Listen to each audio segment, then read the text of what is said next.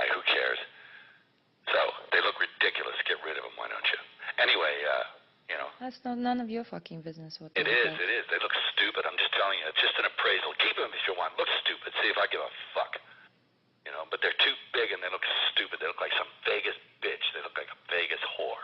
And you go around sashaying around in your tight clothes and stuff. I won't stand for that anymore. I don't walk around. I don't walk to be that. I don't walk around in tight clothes. I stay at home for most of the time. You go out in public and it's a fucking embarrassment to me. You look like a fucking bitch on heat. And if you get raped by a pack of niggers, it'll be your fault. All right? Because you provoked it. You are provocatively dressed all the time with your fake boobs you feel you have to show off.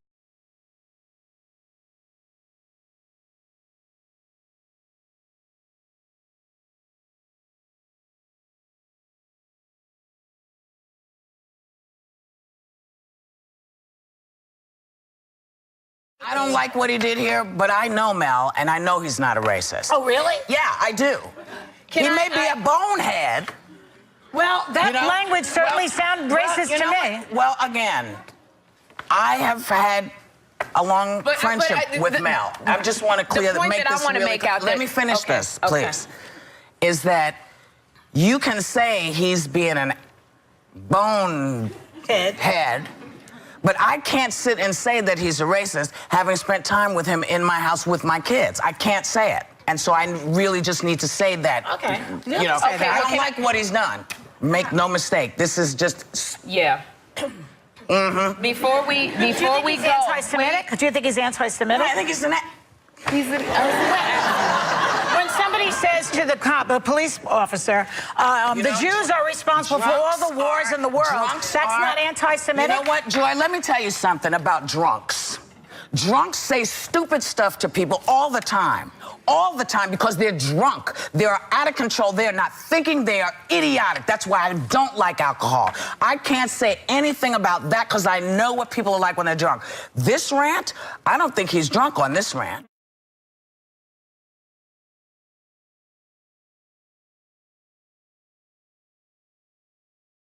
That's my friend. You know, I love Mel. That's my friend. He's had tough times, and we all have tough times.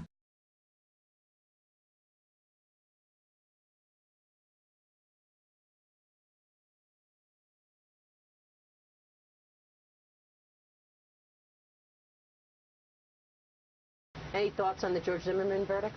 Well, I agree with the verdict. Yeah. I feel sorry that young kid got killed, but they didn't have enough evidence to charge him. Something clearly went wrong that night. Clearly something went wrong, and I feel bad for anybody who loses a kid. But if you looked at the case and you don't make it, there was some racial profiling, no question about it. But something happened to change the dynamic of that night. And I know, and that's probably not a popular opinion among most people, but just looking at the evidence, I agree with the verdict. I just feel bad because I don't like when race gets out in the media, because I don't think the media has a pure heart, as I call it. There are very few people who have a pure heart when it comes to race. Racism is wrong in any shape, form. There are a lot of black people who are racist, too. I think sometimes when people talk about race, they act like only white people are racist. There are a lot of black people who are racist. And I don't like when it gets out there in the media, because I don't think the media has clean hands. I think you're right. Yeah, I'm glad you made that point. I don't think the media has clean hands. And like I said, I feel sorry that young kid got killed. But just judging by the evidence, I don't think that guy should have went to jail for the rest of his life. Because something happened bad that night, obviously. Yeah. I like what one of the jurors said. They said they both should have walked away. Yes. And if there's a shadow of a doubt, there's a shadow of a doubt. And let me say, Mr. Zimmerman was wrong he was racial profiling. Absolutely. But I think Trayvon Martin, God rest his soul, I think he did flip the switch and start beating the hell out of Mr. Zimmerman. But it was just a bad situation. Like I said, the main thing I feel bad for, it gives every white person and black person who's racist a platform to vent their ignorance. Right. You know, that's the thing that bothers me the most, because I watched this trial closely, and I watch all these people on television talking about it.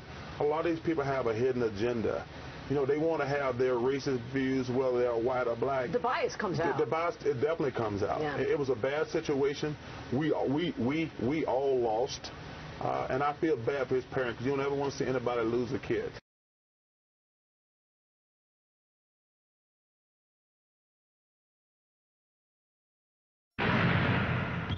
I am not a role model. I'm not paid to be a role model. I am paid to wreak havoc on the basketball court. Parents should be role models. Just because I dunk a basketball doesn't mean I should raise your kids.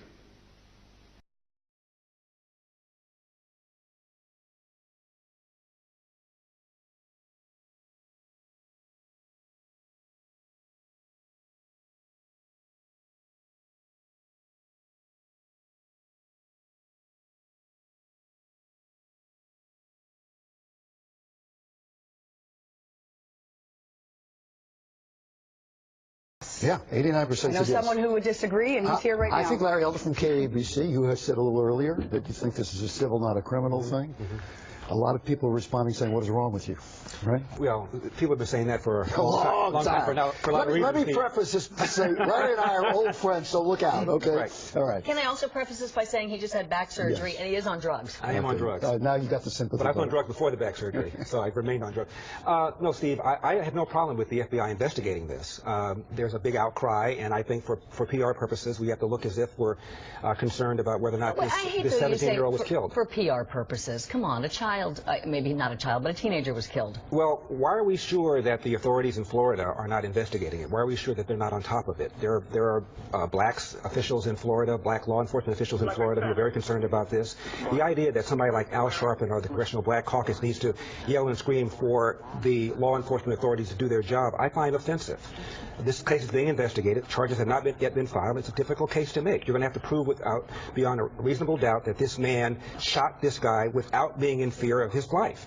You have to get inside his head. It's going to be hard to prove. Does it remind you, and this is going way back, the Bernie Getz case in New York many years ago? Very similar, except in that case you recall that subway slayer shot somebody, then went over to the guy and said, you don't look so bad, and shot him again. This is a very different situation. This guy was a neighborhood watch captain, concerned about crime. The 911 call says these guys always get away with it, so clearly he was concerned about crime in his neighborhood. He followed this guy. And but he followed him. And under Florida law, as Steve was saying, you don't have to retreat if somebody comes after you. You can stand your ground and fight back. But he followed him. He did, and he violated the order of the dispatcher not to follow him. That's why this guy's in trouble civilly, but I don't think criminally. Let's make the case the other way, Larry. First of all, you often talk about the race card being played too often. Sometimes it's not a card, sometimes it's a racial situation. Even you would acknowledge that at times. Here in this situation, you have a guy, Zimmerman, 28 years old. He's a member of the Volunteer Watch. It's a neighborhood watch that's not official with the other neighborhood watches. He's obviously, it seems to me, to be a guy who loves to be on the prowl, looking for trouble. Or he's a guy who's trying to make sure that crime goes down in his neighborhood. Don't we want people to care about their neighborhoods? You take that side of it. There he is deliberately disobeying what the police said. They're very clear to him. They say, hey, back off. We'll take care of that. He has a gun. He shouldn't have a gun. You're not supposed to have a gun on the neighborhood watch. That's something else that you bring up about him. Of course you can have a gun. This is Florida. Florida has very lax gun laws. Concealed carry laws. But I understand under the neighborhood watch rules and traditions, you do not carry a gun. It goes against the tradition of neighborhood watch. It's not the purpose of neighborhood watch to find and shoot somebody. Well, all I know is that in Florida, you can apply for a permit to carry a concealed weapon. This guy has a concealed weapon.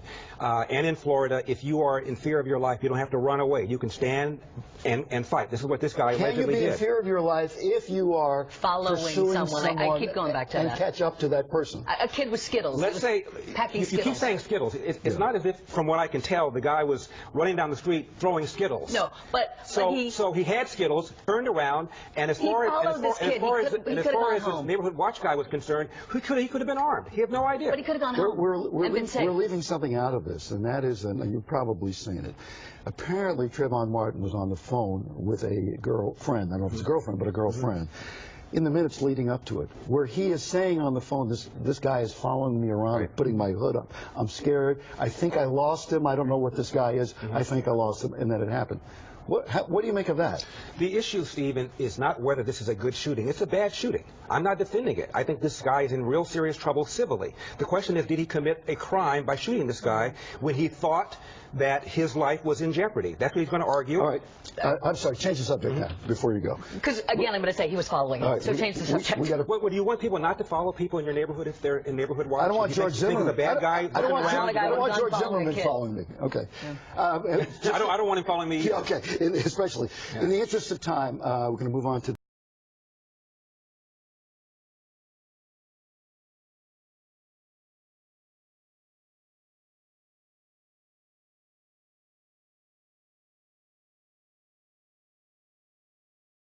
bothers me is how we as African Americans can say the N-word to one another. We can listen to it in almost every rap song and even distribute it amongst each other in the locker room, on the field, but it's not okay for another race. So who is the racist? I think it evolves to both of us. He said something under pressure that really told us what's inside of him. I can forgive him for that. But I cannot for 1 minute think that you have not said something in your home, in your workplace, at a club partying, or just amongst friends that you don't want to get out. And you got the audacity to judge this kid. I think he's a kid that made a mistake.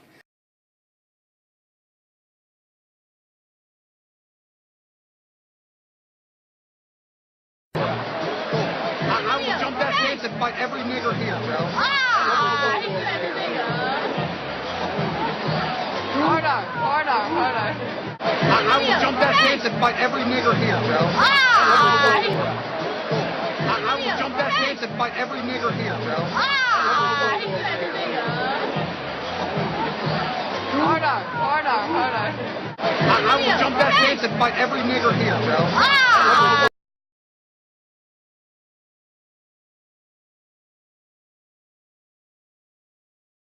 Stay low. Hey, yo, call me p.diddy. I run this city. Send the cops, DA, the feds to come get me. Cats wanna leave me for dead, you coming with me. Head in the Bentley, red at 150. Straight lose it. Love two things, my family, my music.